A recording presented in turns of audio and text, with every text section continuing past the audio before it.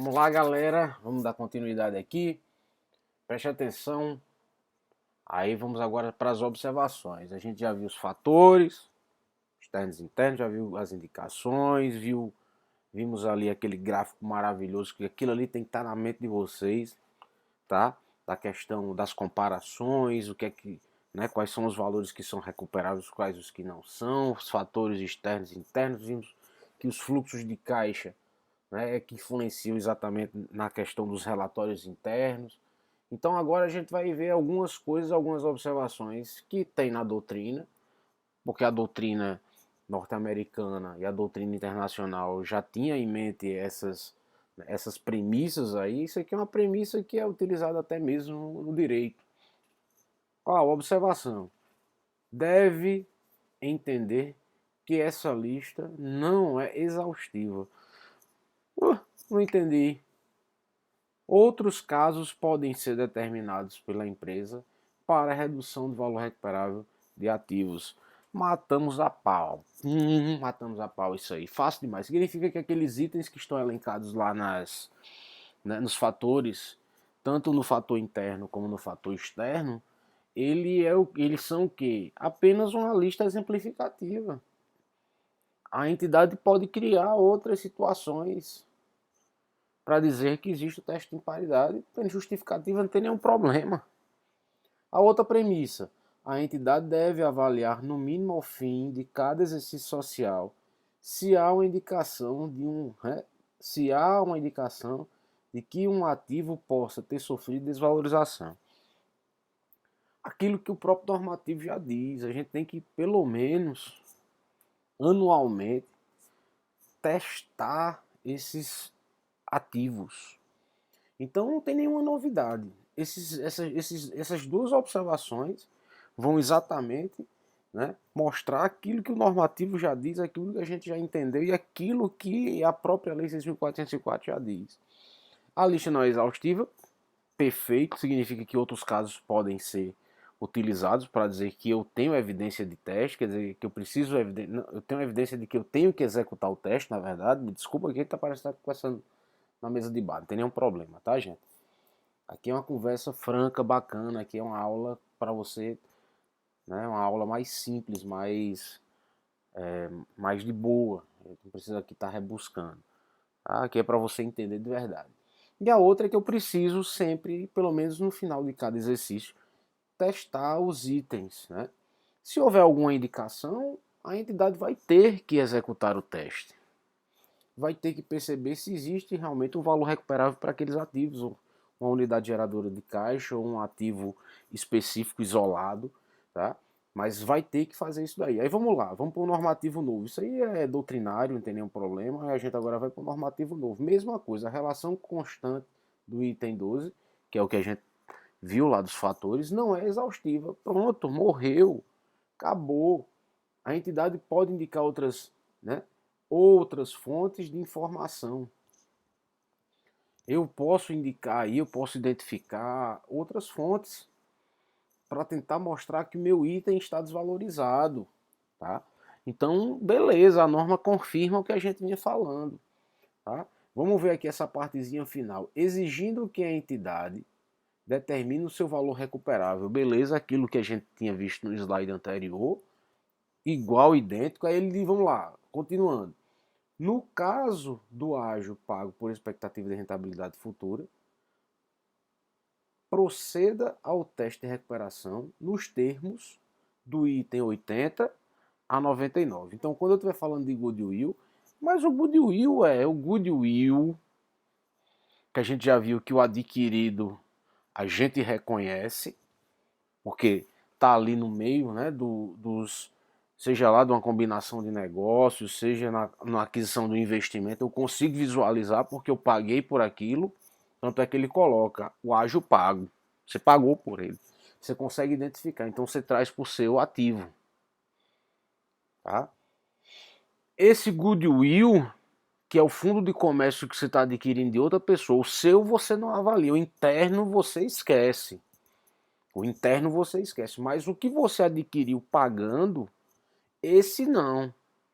esse você vai ter que proceder sobre ele o teste. Você não amortiza, porque via de regra, talvez esse goodwill, o goodwill não amortiza porque ele está muito parecido com a vida útil indefinida, mas ele sofre impairment. Tá? Ele pode sofrer. Aí a gente vai ter que observar esses itens do 80 a 89. Isso aí vai ficar para depois, porque nessa disciplina de contabilidade, né, que eu falo na contabilidade intermediária, não vamos precisar aprofundar isso não. Tá? Depois eu vou falar sobre o goodwill, lá nos investimentos tem, tá? E eu falo sobre isso daí, tá certo? Que o goodwill precisa sofrer impairment. Se bem que quando você começa a entender do teste de impairment, você consegue aplicar o teste de impairment em qualquer item ou qualquer ativo, tá? Qualquer item de ativo você consegue realmente aplicar. Mas vamos lá, vamos continuar aqui. Beleza, tranquilo. Professor, isso daí resolveu. Massa, tá de boa. Eu já sei que a lista ela é apenas exemplificativa, tá? Vamos ver agora a segunda observação em referência àquilo que a norma nos traz. Conforme indicado no item 10, este pronunciamento técnico requer que o ativo intangível. Aí a gente vai, quer dizer, ele fala do goodwill, que o goodwill é um ativo intangível. É um ativo intangível o goodwill. Aqui a gente está falando novamente do ativo intangível, aí ele fala o quê? Ó? Com vida útil indefinida.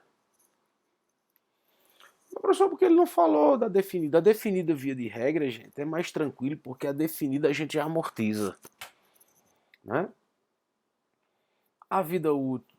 Mas, professor, e se acontecer alguma coisa com esse meu ativo intangível com vida útil definida? Ou finita, que a gente amortiza.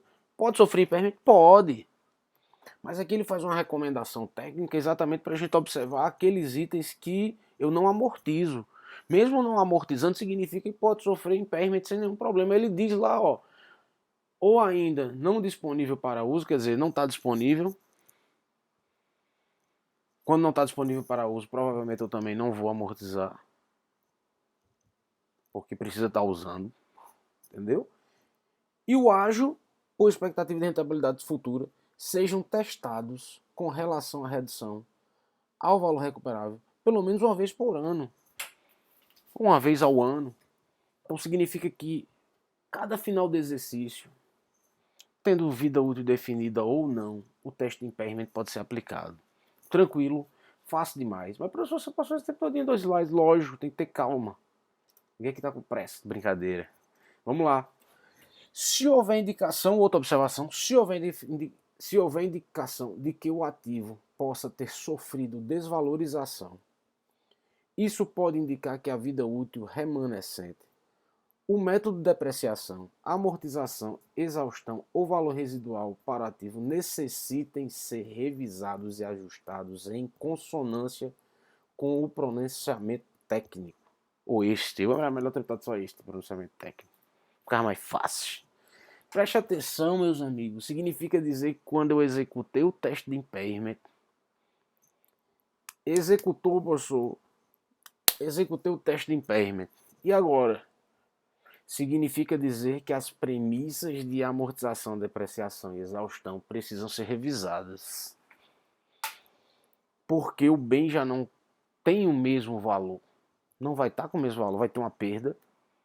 Às vezes até uma perda significativa, grande, uma perda, né, significativamente grande. O que isso quer dizer?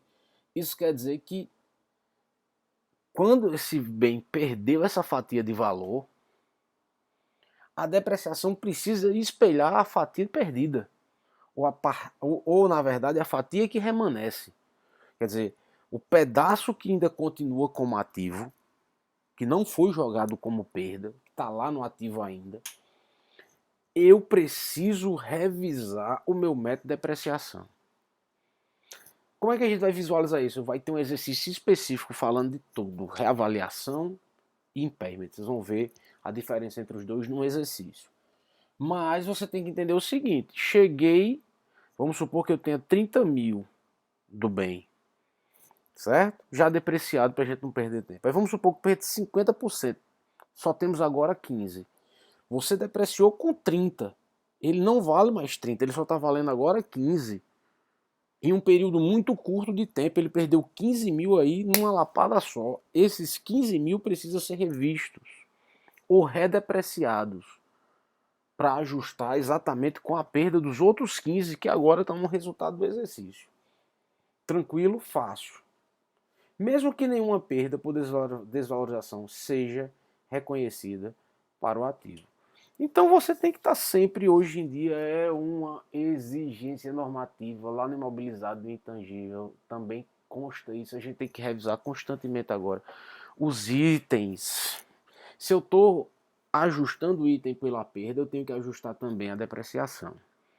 Tranquilo? Fácil demais. A depreciação, amortização e exaustão precisam ser revisadas agora constantemente. Não existe mais aquela contabilidade de um valor único. Quer dizer, agora eu escolhi aqui, são 10 anos para depreciar. Não necessariamente vai espelhar aqueles 10 anos. Vai depender da situação econômica que está ali, né, envolvida. E quanto de perda vai estar lá sendo mensurada.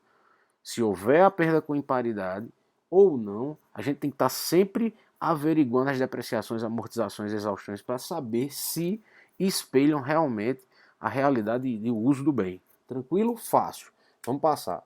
Eu volto para a figura. Essa figura é maravilhosa. O que é o teste de impairment? O teste de impairment é essa configuração. Valor líquido contábil, que é o valor do bem menos a depreciação. Lembre sempre disso. Vou comparar com o valor recuperável, que é aquele valor que foi perdido. O valor recuperável só vai existir se tiver perdido. Tranquilo? O valor líquido de vendas, que a gente pode chamar valor justo líquido, menos as despesas, né, relacionadas a essa venda, se tiver, que é o nosso valor de quê? De mercado. E o valor de uso, ou valor em uso, que é o valor do nosso fluxo de caixa descontado, trazidos a valor presente. Então tá aí.